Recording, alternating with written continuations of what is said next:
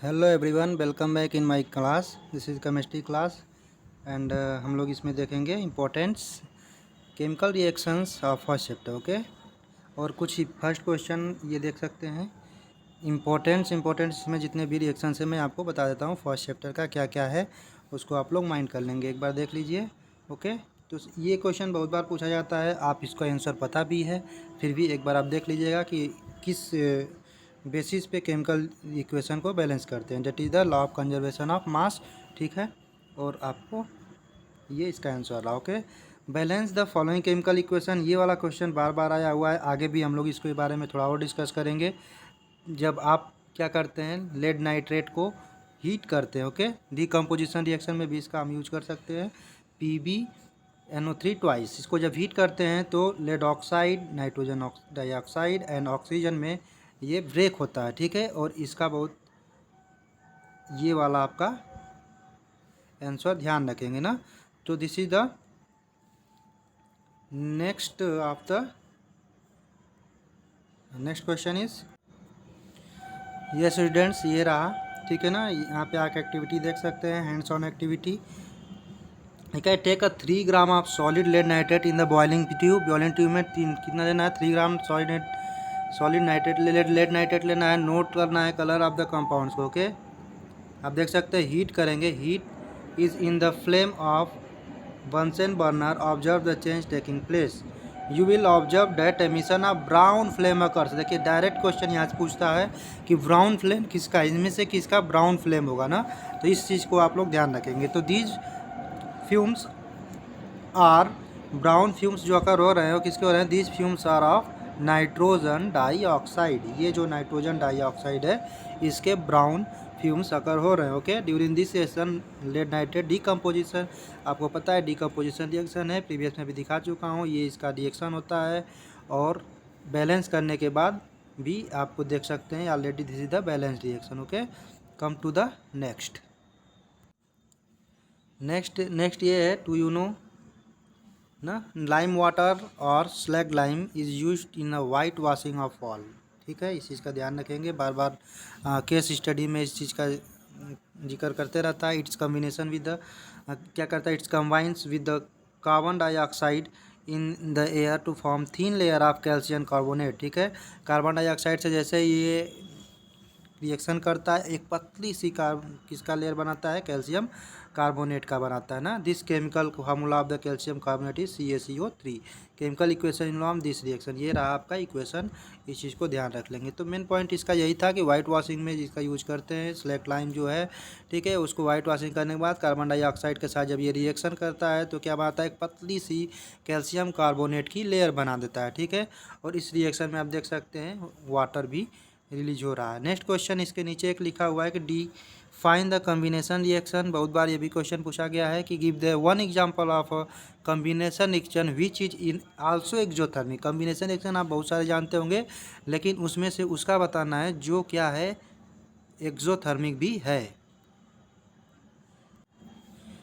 तो स्टूडेंट ये रहा आपका एक्सोथर्मिक वाला रिएक्शन, यानी कम्बिनेशन। आप देख सकते हैं कैल्शियम ऑक्साइड का यूज करेंगे तो और वाटर का, ये दो आप कंपाउंड यूज कर रहे हैं। कैल्शियम ऑक्साइड को क्विक लाइम बोलते हैं।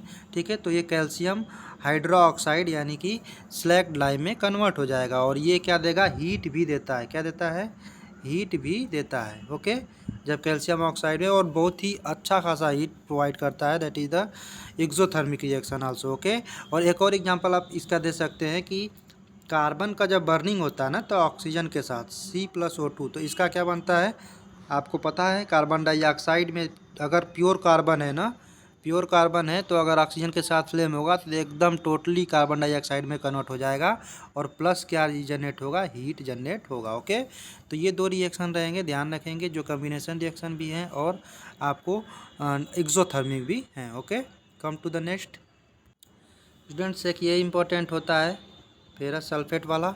ओके, और इसको भी आप देख सकते हैं यहाँ पे डीकम्पोजिशन रिएक्शन में ही काउंट किया जाता है। ठीक है, तो फेरस सल्फेट को आप जब क्या करते हैं, हीट करते हैं तो देखिए फेरिक ऑक्साइड Fe2O3 में कन्वर्ट होता है, sulphur dioxide and sulphur trioxide. ये आप बहुत बार देख चुके होंगे, एक बार और भी माइंड कर लीजिएगा, स्क्रीनशॉट ले सकते हैं आप। Okay, come to the next. So students, एक ये भी है कुछ डिकम्पोजिशन कंपाउंड्स के रिएक्शन, ठीक है। Copper hydroxide, copper hydroxide copper oxide और वाटर में कन्वर्ट होता है, ठीक है, देख सकते हैं ये आप। और उसके बाद क्या है, मेटल कार्बोनेट का हीट किए हैं, यानी कॉपर कार्बोनेट को हीट किए हैं तो फिर भी कॉपर ऑक्साइड बना रहा है, लेकिन इस केस में कार्बन डाइऑक्साइड रिलीज हो रहा है। एक और आपका है सोडियम ना, हाइड्रोजन कार्बोनेट आपका आ गया है, ठीक। तो इसके लिए NaHCO3, ये आपको जब हीट किया जाता है तो किस में कन्वर्ट होता है, सोडियम सोडियम कार्बोनेट Na2CO3 आपका कन्वर्जन हो जाएगा, ठीक है। तो इस तरह से ये फॉर्म होता है जब आप इसके फॉर्मेशन में पूछता है ना कि जब आप कब सोडियम कार्बोनेट को कैसे फॉर्म करते हैं, ठीक है, वाशिंग सोडा और आपको बेकिंग पाउडर वाशिंग सोडा, आप ये रिएक्शन वाले में देख सकते हैं, दोनों का पूछता है कैसे फॉर्मेशन होता है। तो ये रिएक्शन माइंड कर लेंगे। Next one is the MgNO3 twice, okay, ये वाला। तो क्या डिकम्पोज होकर बनेगा, magnesium oxide, nitrogen dioxide and oxygen gas release होगी, जैसा कि आप देख सकते थे लेड नाइट्रेट के वाले के साथ हुआ है, वैसे ही मैग्नीशियम नाइट्रेट के साथ भी सेम टू सेम होगा, ठीक है। तो ये भी कुछ आपके इंपॉर्टेंट रिएक्शन रहे। कम टू द नेक्स्ट, ये टॉपिक करोजन वाला रहता है। करोजन में आप देख सकते हैं कि ये आपको बहुत बार डिस्कशन कर देता है, करोजन क्यों होता है, करोजन को समझाइए, रिएक्शन लिखिए ना, रस्ट क्या होता है, रस्ट का फार्मूला क्या होता है। तो आप ये दे सकते हैं ना, आप Fe2O3.XH2O होता है यहाँ पे, ठीक है, और H2O लिखा है, ये भी सही है आपको, क्योंकि इसके अकॉर्डिंग, क्योंकि XH2H लिखा है कि वाटर का कंटेंट कितना भी हो सकता है, ठीक है। बट यहाँ पे आपको जो रिएक्शन है उसके अकॉर्डिंग क्या आएगा, Fe2O3.H2O। तो आपको हाइड्रेटेड आयरन यानी कि रस्ट का ये फार्मूला होता है, इसको ध्यान रखेंगे। और इस प्रोसेस से फाइंड आउट होता है ना, Fe आयरन जो होता है ऑक्सीजन और वाटर दोनों के साथ रिएक्शन करता है और रस्ट का फॉर्मेशन करता है, इस प्रोसेस को रस्टिंग कहते हैं। और अदर मेटल्स आपस में क्या होते हैं, वो भी मॉइस्चराइजर और ऑक्सीजन की वजह से करोड होते हैं, ठीक है। तो करोजन वाला टॉपिक भी आपको इम्पोर्टेंट होता है। और ये रहा आपका इक्वेशन, इसको माइंड करेंगे। इसमें अब एसिड बेस सॉल्ट वाले का देखेंगे स्टूडेंट, तो ये इम्पोर्टेंट आपको जिंकेट वाला जो था ना, सोडियम जिंकेट, जब आपके के साथ बेस जनरली आपको लिखा है ना, not at all reacts metal ना, सभी बेसेज मेटल के साथ रिएक्ट नहीं करते, लेकिन कुछ करते हैं, जिसमें से ये रिएक्शन फेमस होता है। तो मैं इसको चूज कर लिया हूँ, आप देख सकते हैं, सोडियम हाइड्रोक्साइड जिंक के साथ, तो सोडियम जिंकेट बनाता है, आप बहुत बार इसको भी देख चुके हैं ना। तो come to next. So students, एक ये पूछा जाता है आपको मेटल कार्बोनेट वाला ना, मेटल कार्बोनेट का रिएक्शन एसिड के साथ तो क्या होता है, तो आपको पता है सॉल्ट वाटर और कार्बन डाइऑक्साइड बनता है, जिसका एक ये रिएक्शन फेमस है जिंक कार्बोनेट के साथ। जिंक कार्बोनेट H2SO4 के साथ रिएक्शन कराएं हैं तो जिंक सल्फेट बनाया है, और अगर HCl के साथ कराएंगे तो जिंक क्लोराइड बनाएगा, ठीक है। दोनों के दोनों क्या है, सॉल्ट है, तो ये सॉल्ट हुआ, कार्बन डाइऑक्साइड और वाटर रिलीज होता है, ओके। यहाँ पे आप देख सकते हैं carbon dioxide and water salt के साथ रिएक्शन करके, ओके, सॉरी, मेटल कार्बोनेट या मेटल हाइड्रोजन कार्बोनेट एसिड के साथ रिएक्शन करके salted water and carbon dioxide form करेगा, okay. Come to the next. Students, acid rain से रिलेटेड बहुत बार क्वेश्चन जनरेट होते रहता है, ठीक है। तो एसिड रेन के बारे में थोड़ा सा जान जाते हैं। एसिड रेन क्या होता है, it's contains mainly nitric acid, okay, and sulphuric acid which is form by the dissolution of nitrogen oxide, non nitrogen oxides के और सल्फर डाइऑक्साइड के वजह प्रेजेंस में ये क्या करता है, वाटर से रिएक्ट करके आपको नाइट्रिक एसिड और सल्फ्यूरिक एसिड में कन्वर्जन हो जाता है, okay. Acid rain produce crores building and statues made with marble and stone, marble और स्टोन जो स्टैचूज बने होते हैं उसके साथ क्या करता है, ये रिएक्शन करके उनको करोड करता है। Marble and stone generally contain carbonates of the metal, और आपको पता है कि मार्बल का फार्मूला भी कैल्शियम कार्बोनेट होता है, तो कार्बोनेट जनरली होते हैं और ये रिएक्ट करते हैं किसके साथ, एसिड रेन के साथ। ये सिचुएशन इसलिए आपको क्वेश्चन जनरेट होता है क्योंकि आप ये आगरा में H2O2 से इसका वॉशिंग किससे करते हैं, H2O2 हाइड्रोजन परऑक्साइड से इसका वॉशिंग किया जाता है, ठीक है। इससे रिएक्शन कराने के बाद वो करोजन हट जाता है, ठीक है। तो वॉशिंग प्रॉपर इसकी चलती रहती है, सिचुएटेड इन आगरा, आपको पता है ताजमहल ना। तो हेरिटेज बिल्डिंग है, तो इसलिए रेसिडेंट का क्वेश्चन इंपॉर्टेंट इससे हो जाता है। ठीक, अब जिंक हाइड्रोजन कार्बोनेट को यहाँ पे देख सकते हैं रिएक्शन कैसे करता है सल्फ्यूरिक एसिड के साथ, zinc sulphate, carbon dioxide and H2O। ठीक, और जिंक कार्बोनेट भी same to same reaction formation कर रहा था। यहाँ पे आपको डिफरेंसेस क्या आएंगे, बैलेंसिंग के डिफरेंसेस आएंगे। ओके, तो इसलिए दोनों रिएक्शन ध्यान से देख लेंगे। Come to the next point. Next point ये है कि आपको लिखा है do you know, same to same उसी टाइप का क्वेश्चन कि आपको जब बी स्टिंग्स ना लीव्स मेथेनोइक एसिड्स, बी के काटने से क्या है मेथेनोइक एसिड आपको होता है, ठीक है ना, उसके अंदर में, तो स्किन में लीव कर देती है। उसके बाद क्या होगा, अब आपको जलन जैसी महसूस होगी, पेन होगा, ठीक है, इरिटेशन होगा।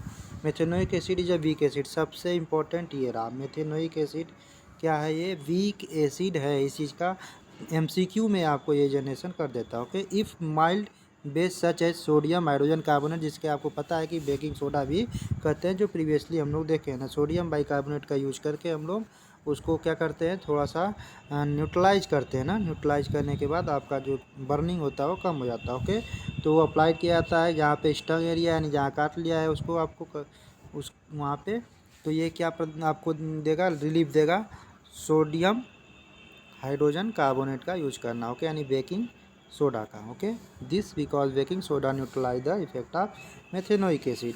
यहाँ पे एक एक्टिविटी है कि आपको नीचे में रिएक्शन है सोडियम यानी बेस, ये आप बचपन से पढ़ते आए हुए हैं न्यूट्रलाइजेशन रिएक्शन का, ठीक है, सोडियम हाइड्रोक्साइड एंड HCl वाला रिएक्शन। ओके, बट मेरा मेन पॉइंट ये था। Come to the next.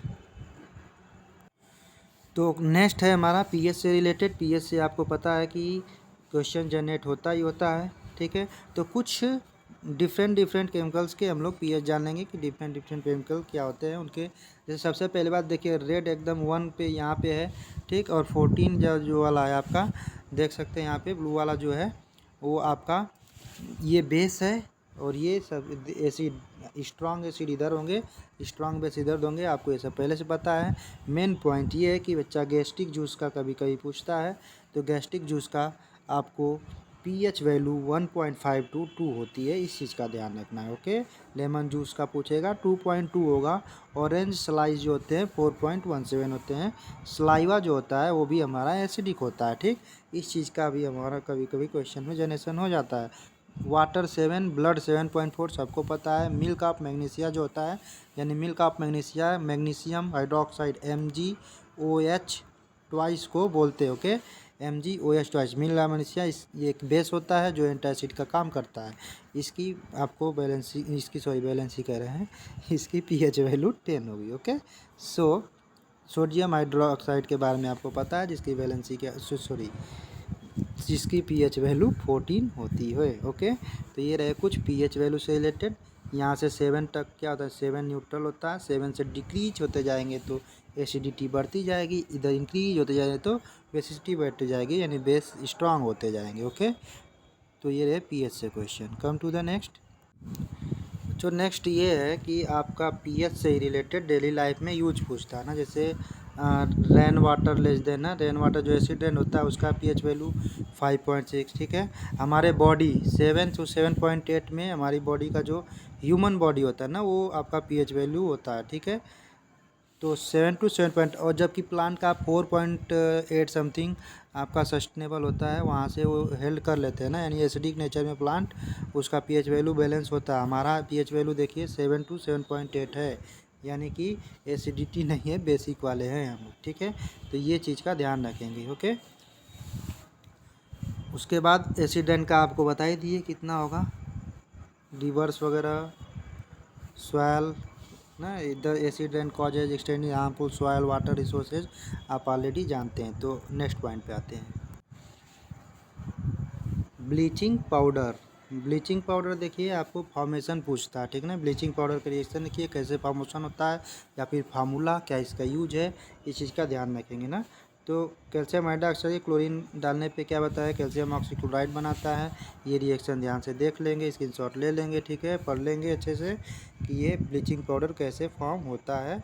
Okay, इसके बाद हम लोग बेकिंग सोडा का देखते हैं। बेकिंग सोडा का भी फॉर्मेशन इंपॉर्टेंट होता है, ठीक। बेकिंग सोडा को हीट करने पे आपको क्या बनना था, उसके रिएक्शन के आने से आपको सोडियम कार्बोनेट बन रहा था, ठीक है, वॉशिंग सोडा वाला फॉर्मेशन हो रहा था। ओके, तो वो तो वेरी इजी है कि इसी का हीट करके आप बना देंगे। लेकिन बेकिंग सोडा कैसे बनता है ना, इसका आपको रिएक्शन जानना ज़रूरी है। तो ये रिएक्शन रहा baking soda NaCl sodium chloride H2O water and carbon dioxide and ammonium, ठीक है, इसका यूज करते हैं, अमोनिया का यूज करते हैं और इसके रिएक्शन कराते हैं। तो अमोनियम क्लोराइड और सोडियम हाइड्रोजन कार्बोनेट या फिर इसको सोडियम बाइकार्बोनेट भी बोलते हैं, इसका यूज करते हैं। मोस्टली किचन में यूज होता है ना, मक्खी डिलीशियस पकौड़ा वगैरह आपको पहले से पता है।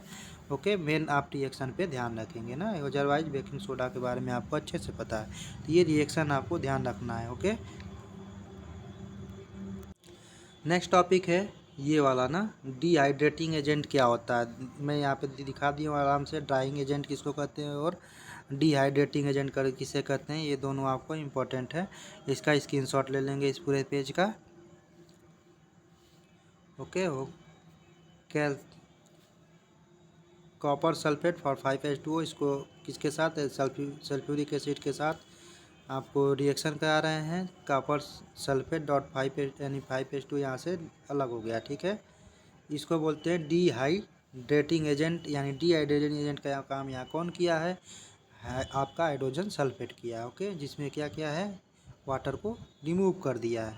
ओके, नेक्स्ट है ड्राइंग एजेंट। ड्राइंग एजेंट किसको कहते हैं, मॉइस्चर को रिमूव करता है। Okay, perform physical change in substance, ये केमिकल चेंज परफॉर्म करता है और ये केमिकली बाउंड वाटर मॉलिक्यूल को रिमूव करता है, ठीक है।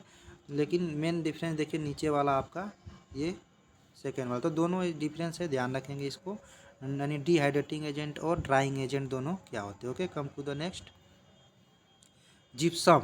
जिप्सम के बारे में आपको पता है कि जिप्सम क्या होता है ना, POP, ये सब आप जानते हैं, बस थोड़ा एक नज़र देख लेना है इसके रिएक्शन वगैरह पे। Okay, gypsum is the another process of water of crystallization. Water of crystallization is in your copy, you can read from there, plaster of Paris, half H2O, this is the reaction। okay, mainly focus on reaction। so ये आपके topics रहे। Thank you so much for watching students. हम लोग next video MCQ problem based बनाएंगे, ठीक है। तो 2020 MCQs के वीडियो आपको नेक्स्ट में मिलेगा।